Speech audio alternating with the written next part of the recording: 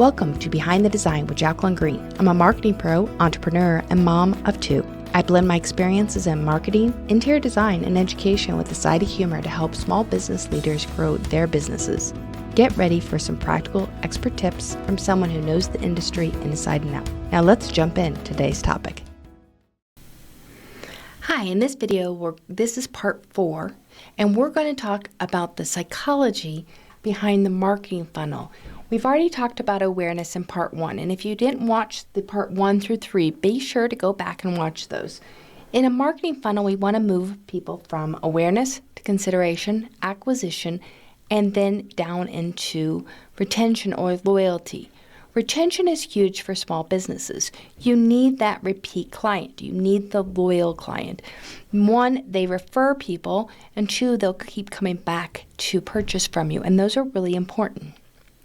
Now, how do you create that loyal client?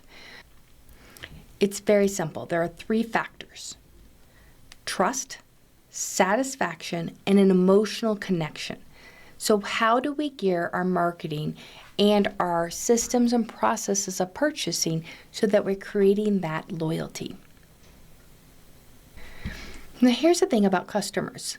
A new customer is a lot more expensive than a returning customer. You spend a lot more money, whether it be marketing, whether it be your sales experience, your sales staff. It takes a lot more to get a new client than it is to keep selling to the same loyal client. So that returning client is really important. So what makes somebody return? It's that trust. And how do we create that trust? First, we're transparent through the entire process. So whether they're buying something that's a small product or a big product, we want to make sure that we are delivering on the promise and that we're transparent about it.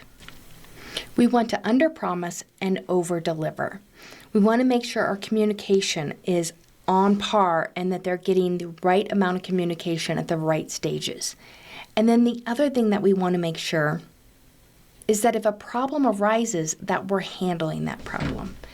Because you don't want a situation where a problem, when they always arise, there's always some problem, that a problem arises that you're not solving it and that it looks like you don't care, that you're just selling and getting out.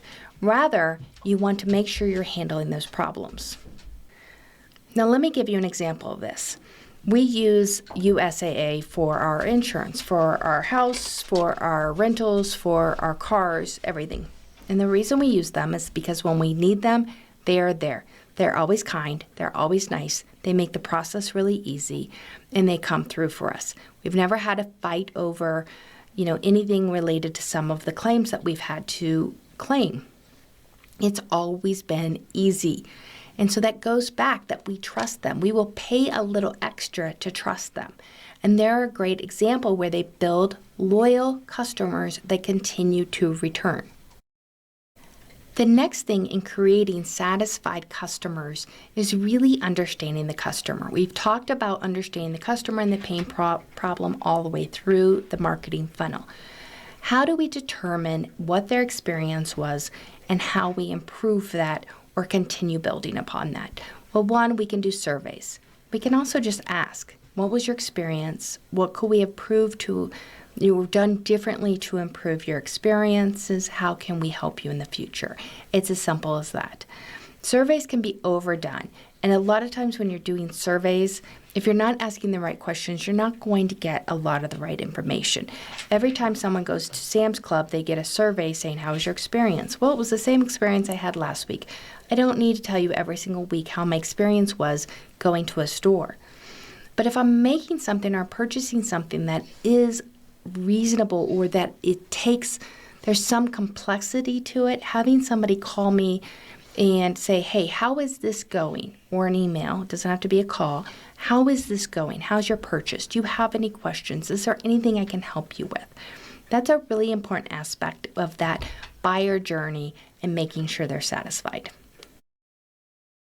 The next thing in building loyal customers is personalizing the experience. Instead of saying, dear valued customer, that drives me crazy. I don't know about you. Dear valued customer, you have my name. I filled out this form. You know who I am.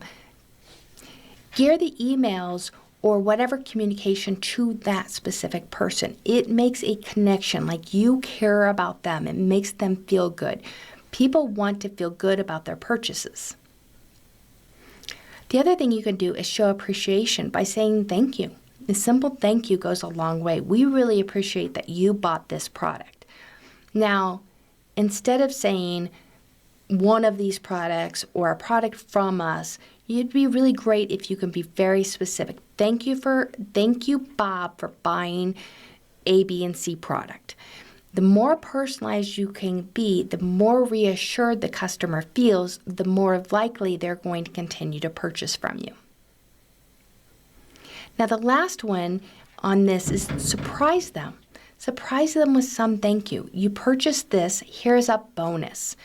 That goes a long way, that we understand. And this might be something that you can create that's really pretty simple, that helps enhance the use of the product. Like we have these training courses to help you use this software product.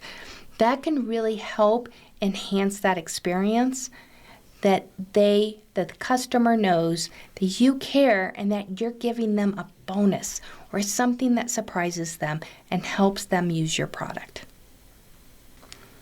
Now, the next strategy is that you want to play on that emotional connection. How do we do that? Because what happens is people don't buy a brand, they buy that emotional feeling that brand solves. Remember, I talk about branding in the sense that it's not just your colors or your logo or, the graphics that you use. Instead, it's that feeling you leave with somebody. So how do you play on that so that someone becomes more loyal? One, you can tell a story.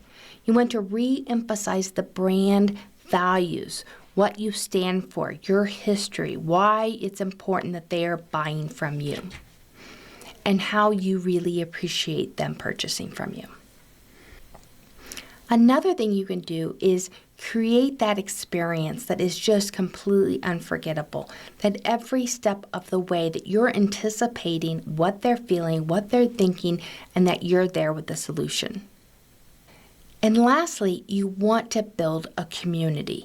What does that community look like? How do you connect people within your community so that they're actually helping each other, that they're sharing tips and tricks? How do you connect people so they are part of this bigger community? Now, there are a couple other things. We talk about loyalty. I hear this a lot. Oh, you should do a loyalty program or a referral program. Those programs work really well in certain industries, and they don't work in other industries. And so if you're looking at how do I create a loyalty program or a referral-based program, really look at, is that something that's going to work within your industry? And if that is something that's going to work in your industry, how do you set it up? Well, you can set it up with affiliates. We've talked about that previously, where an affiliate is where someone else is selling for you and you give them a little bit of the action. That's a good way of kind of building that referral. You can also build a partnership. If you're an architect and you're working with a contractor, maybe you cross-promote each other. That's better situated in that particular instance than necessarily a referral or a kickback for referring someone. Now, in that situation, of course, it's beneficial to both parties. And so that's really important. How do you build those partnerships where it's beneficial? Now, the one thing I definitely know, whether it's a loyalty, whether it's a referral, whatever it is that you're wanting to implement, the biggest way that you can get clients to continuously come back to you, besides the tactics we talk about, is a simple thank you. If they're purchasing a larger gift from you, or you've done work for them and you want to send them a thank you card, a simple handwritten thank you message, it goes a long way to really building that loyalty. Now, I hope you found this series helpful. Really talking about the marketing funnel and how we move them from a psychological standpoint and what things we can implement to really help someone go from awareness all the way to being a loyal client. Be sure you subscribe. We put a lot of videos out to help you build your business through marketing and strategies that help.